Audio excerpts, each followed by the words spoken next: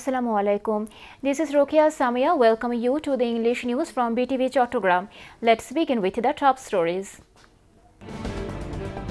Sheikh Hasina sentenced to 10 years in prison in 2 cases over Purbachal plot corruption.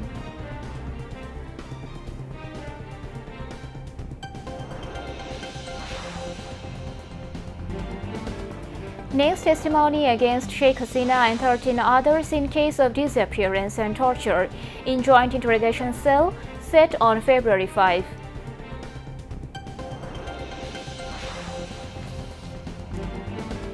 NCP's Nahid Islam files writ in High Court seeking BNP's A.M.A. Qayyum's candidacy cancellation from Dhaka 11 on charges of dual citizenship.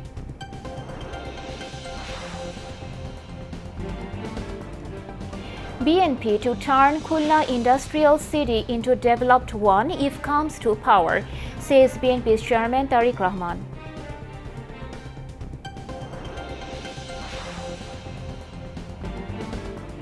Jamaati Islami to turn Mahesh Khali into smart economic zone, says party Amir.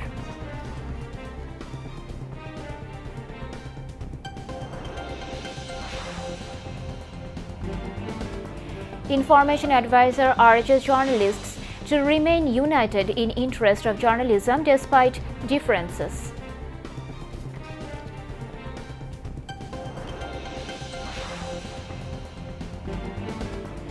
"12 miners killed and 15 injured in Russian drone attack in eastern Ukraine."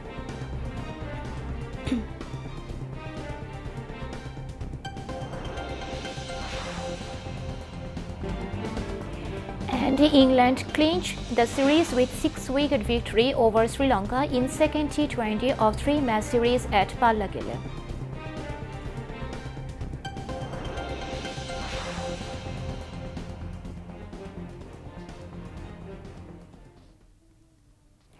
Viewers, those were the top stories. Now moving on to the details.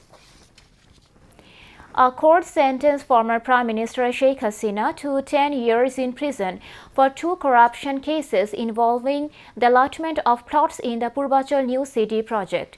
Judge Muhammad Rabiul Alam of Dhaka Special Judges Court 4 sentenced Sheikh Hasina to 10 years in prison for 5 years in 2 cases each and a fine of 2 lakh taka along with a 12-month rigorous imprisonment. In the same case, Sheikh Rehana's daughter, British MP Tulip Siddiq, was sentenced to 4 years in prison for 2 years and 2 cases each. Rehana's son Radwan Mujib Siddiq Bobby was sentenced to 7 years in prison in 1 case, and daughter Azmina Siddiq Ruponti was sentenced to 7 years in prison and fine of 1 lakh taka. Azmina Siddiq Ruponti will have to serve 6 months in prison in case of failure of paying the fine. The court sentenced Rajuk official Khorshid Alam, the only accused in the 2 cases who surrendered, to 2 years in prison and a fine of 1 lakh taka. In addition, the remaining 18 accused in the case were sentenced to different terms.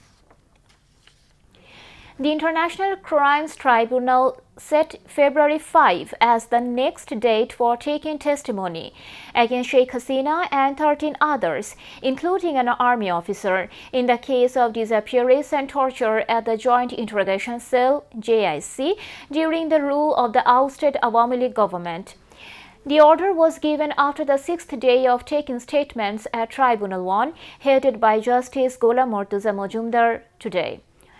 The tribunal recorded the remaining statement of the 3rd witness in the case, former army officer and victim of disappearance, Brigadier Abdullahi Laman Azmi. Earlier, Tribunal 1 recorded its first day statement yesterday. Former Brigadier Azmi will be quizzed by the army officer's lawyers on February 5. Meanwhile, the same tribunal recorded the 3rd day's testimony today in the case of disappearance and torture at the Rapti FI cell.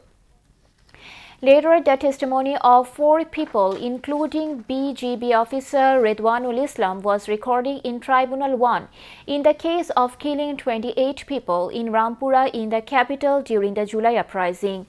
On the other hand, the International Crimes Tribunal has set February 17 as the date for the order on framing of charges in the case of killing Imam Hassan Taim, the son of a police officer, in Jatrabari in the capital during the July uprising. The tribunal, too, headed by Justice Nozrul Islam Chaudhry, gave this order today. Earlier, during the hearing, the state-appointed lawyer of the case asked for the defendants to be acquitted from the case, but the tribunal dismissed it. The case includes 11 people, including former DMP commissioners Habibur Rahman and Sudip Kumar Chakraborty.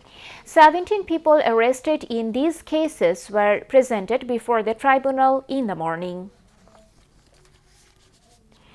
A writ petition was filed with the High Court challenging the eligibility of BNP candidate of Dhaka 11, M.A. Qayyum, over allegations of dual citizenship and concealment of wealth information.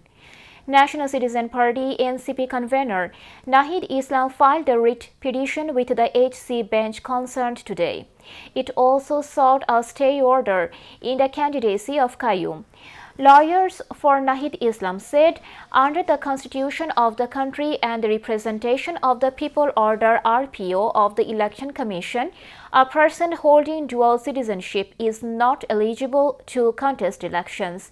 They also alleged that Qayyum concealed this information and claimed they have evidence proving his dual citizenship. The petition is scheduled to be placed before the High Court for hearing tomorrow. BNP Chairman Tariq Rahman said it is not possible to move the country forward by keeping behind the women, as they are representing almost half of the country's total population. The BNP chief made the remarks while addressing an election rally organized by Khulna Metropolitan and District BNP at Probhati School Ground in Khalishpur as the chief guest. Noting that Bangladesh has a population of around 200 million, and of which nearly half are women, he said no development initiatives can be succeeded without ensuring women's active participation. Mentioning the closure of industries in Khulna that has turned the region into a dead city, Tariq Rahman said BNP, if elected, would reopen the closed jute mills, create employment for both men and women, and generate jobs for youths through the IT sector. He also announced that a family card would be delivered to every housewife to make women self-reliant, while farmers would be given agriculture cards to access agricultural loans, fertilizers, and seeds. He further announced waiver of agricultural loans up to Taka 10,000. Along with interest, terming BNP is an experienced party in running the country. He said BNP would be capable of governing the nation in the days ahead as well. Later, he introduced Holding Hands. The party nominated 14 parliamentary candidates from Khulna, Bagirhat and Satkhira districts. BNP Chairman Tariq Rahman has urged all to resist any attempt to delay vote counting, mentioning that there is talk in the air that this time vote counting will take much longer. He said while speaking as a chief guest at an election rally in Joshore, which his first ever political visit to the district. Joshore District BNP organized the rally at Joshore Upo-Shohor College ground. Regarding this, Tariq Rahman urged people from all walks of life to remain alert so that no one can conspire to snatch away the right to vote again. Joshore District BNP President Syed Sabirul Haq Sabu presided over the event. BNP Central Committee Vice Chairman Nitai Roy Chaudhry, Vice Chairman Professor Nargis Begum, the party's Khulna Division Acting Organizing Secretary Anindo Islam Amit, and top leaders from Joshore and Kushtia regions spoke in the event. With the election knocking at the door, only 10 days remain ahead of the upcoming parliament election. After a long waiting, a festive mood surrounds the democratic voting process across the country among candidates, their supporters, and general voters. Centering the referendum and the national parliament election, nominated candidates accompanied by party leaders and activists are going door to door to voters and offering a flurry of promises. Campaign activities are being carried out through mass rallies, street meetings, and courtyard gatherings. Meanwhile, as part of the election campaign, Jamaat-e-Islami Amir Dr. Shafiqur Rahman joined rallies at 5 locations in Chattogram and Cox's Bazar.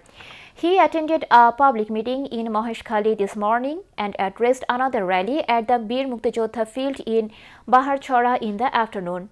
For the first time, voters will cast 2 votes each in this election. Alongside the general election, public curiosity has grown over the historic referendum where people will decide by voting yes or no. Despite the many promises made by candidates in the competitive race, voters want to see those pledges implemented.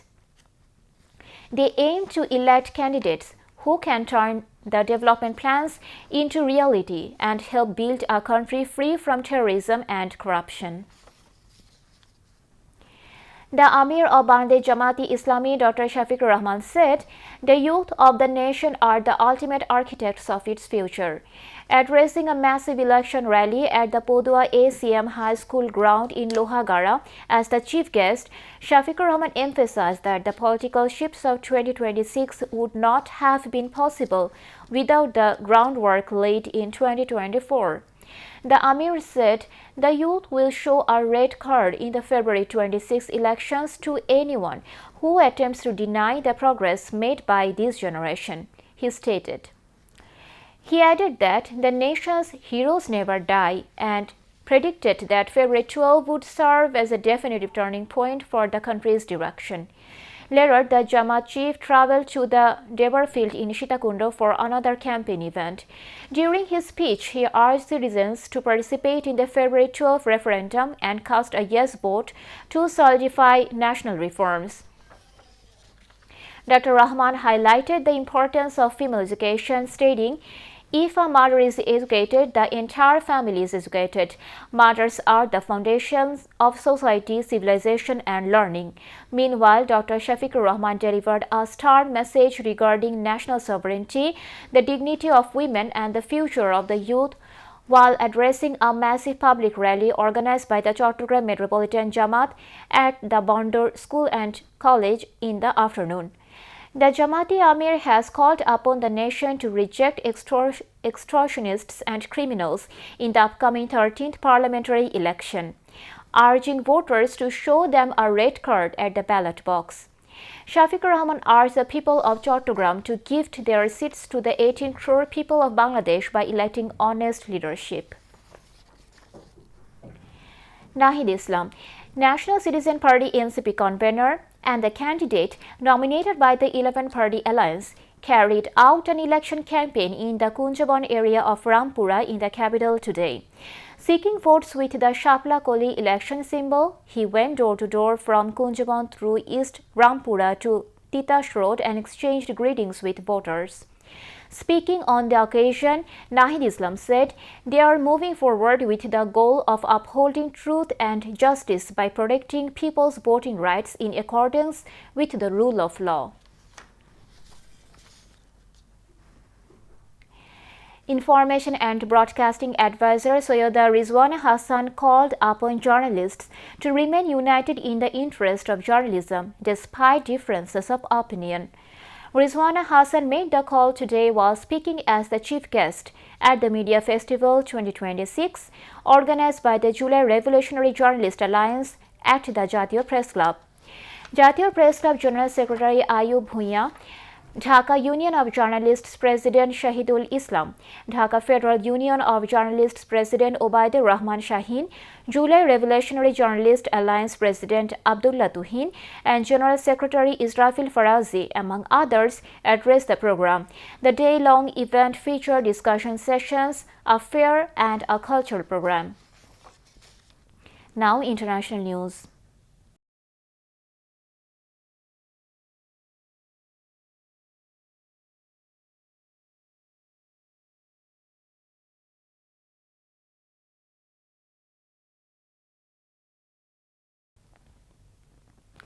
Twelve miners have been killed and 15 others injured in a Russian drone strike in eastern Ukraine.